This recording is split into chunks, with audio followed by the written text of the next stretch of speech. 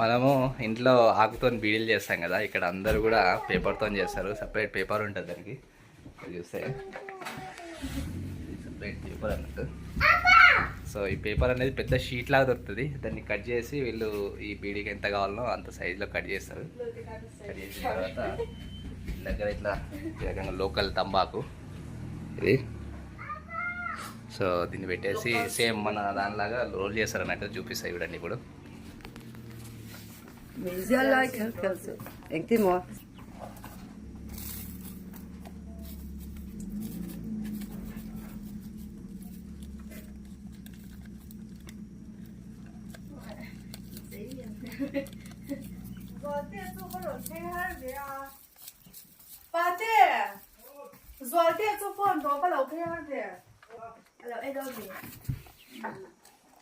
ఇది ఫైనల్గా